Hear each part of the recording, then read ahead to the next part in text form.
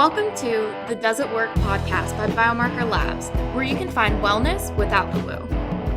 There's an alligator coming down the canal. Hey everybody, I'm Kathy Reisenwitz, and today I'm joined by Biomarker's marketing manager, Hannah, and we're going to talk about the weighted blanket.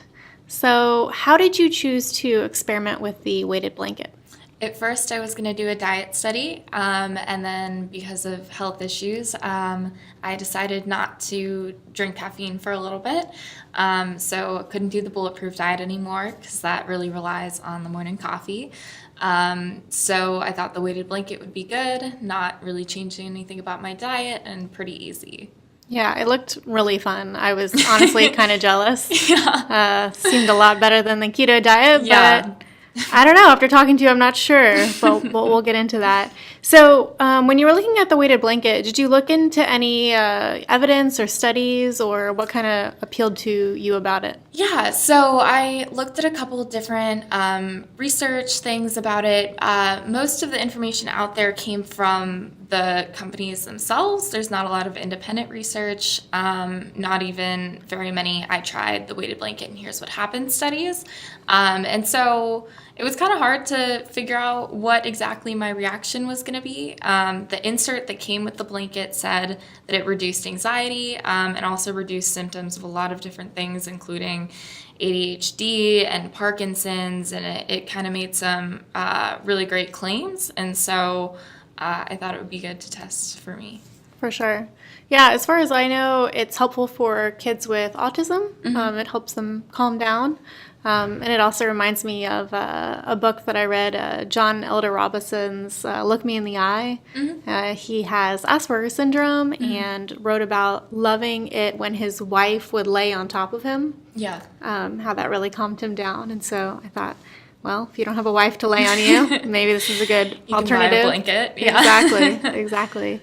I did find one study that actually measured the palm sweat of the research participants, which I thought sounded like an unpleasant task for everyone involved. But apparently it did show a reduction in palm sweat in at least one study. But yeah, so what was tell me about when it arrived, how it was to use it. Yeah, so I got the 20-pound blanket from ZonLi, and it was pretty big, so it covered more than just me. It would have been enough to cover 2 or 3 people probably. It was really big. And it was obviously 20 pounds, so kind of heavy. And it was really hard to get it onto my bed and flat because of the awkward shape and size. So I had to get my roommates to help me make sure that it was nice and flat and there wasn't like a weird grouping of weight on some parts of my body and not on others. And then I started using it. And I always run cold. I have really low blood pressure, so just poor circulation in general. And I was so uncomfortably hot every night with the blanket, which is one of the common complaints that I've seen online. Okay. And so you also told me before that you had a really hard time moving around in bed and that you would wake up. So you'd be in bed, you'd be hot. Yeah. It would wake you up. You'd move around to try to get more comfortable. Yeah. But it was difficult to move around. Exactly. It's really hard. I mean, obviously, intuitively, when something's on top of you, it's harder to move than when there's not. But I was surprised at just how restrictive it was at movement. And I've never been someone that really moves around a lot at night, so I didn't think that was going to be an issue for me. But even small movements would wake you up because you're really forcing yourself to get into a new position. Yeah. And do you think if you'd done like a 15-pound one, which would be probably more in line with the recommendation of doing 10% of your body weight, that would have been a lot easier, or do you think it still would have been hard? I think that it really depends on the size of the blanket. I think that it would have been a lot easier if there was less weight on me.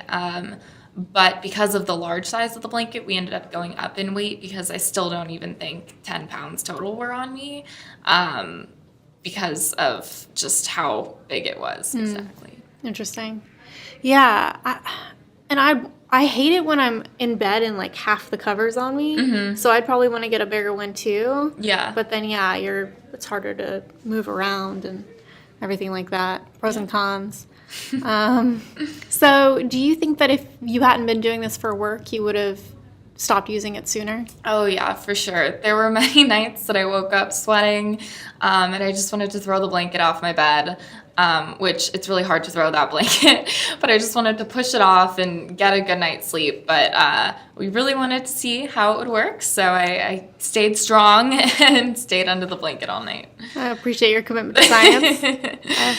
Where is the blanket now? I offered it to my roommates, and they heard about my bad experience, so they didn't want it. So it's currently balled up in my closet. Okay. Yeah. Yeah, I've heard the return policies are not super great on these weighted blankets. Yeah. I mean, I work got it for me, so I didn't have to think too much about that. But yeah. So tell me about the data. I actually haven't gotten to look at it yet. From the quick glances that I saw, one of the things that they also claim is to increase REM sleep, and mine decreased a lot. So an overall sleep time didn't seem to change too much. I tried to keep that pretty consistent of when I was going to bed and waking up. But yeah, just decrease in REM so far. So, and this is from, you're wearing the Garmin VivoSport? Yes. Okay. Any changes in daytime mood or weight or? Yeah, no weight changes that I saw, but definitely a little bit irritable from getting less sleep. And right after the weighted blanket, we started another study with salt and water, and that actually, I think, helped my sleep a little bit, so helped me get out of the sleep deficit that I was creating with the weighted blanket. Oh, great. Yeah, we'll have to talk to you about that one soon. Yeah. Do you think that there's any population that this blanket would be good for? I guess if you run really, really cold at night, or are using it as your only blanket. At one point I did take off my comforter to try to reduce any more heat that's getting trapped under. I would imagine if you have extreme anxiety, it might help a little bit more than just the average person. But from online, a little bit of reading that I did with that was that sometimes even sleeping bags are more effective at like the swaddling effect that it's supposed to be creating versus actually buying the weighted blanket. So, and they are coming out with a cooler version because of the many complaints of the getting too hot. So I would imagine that hopefully that would be a little bit better for people. The sleeping blanket is such an interesting idea because that would also solve the problem of the blanket coming off of you. Yeah. During the night. Mm-hmm. It's especially recommended for kids just because it could be too much weight for a kid and they could kind of get trapped. And especially if a kid has autism or Asperger's or something similar, it's a little bit higher concern for them. For sure. Absolutely. All right. Anything else that you learned or that surprised you? I really thought that I was going to love it. I saw all the ads. They had such great marketing teams working on them. But just overall a little bit sad that it didn't work out. Yeah, well, I'm glad that I could learn from your experience as well. All right. Well, thank you so much for coming on. Of course. And thank you guys for listening. Thanks for tuning in to the Does It Work podcast by Biomarker Labs. For links, show notes, and more, check out biomarker.io/podcast.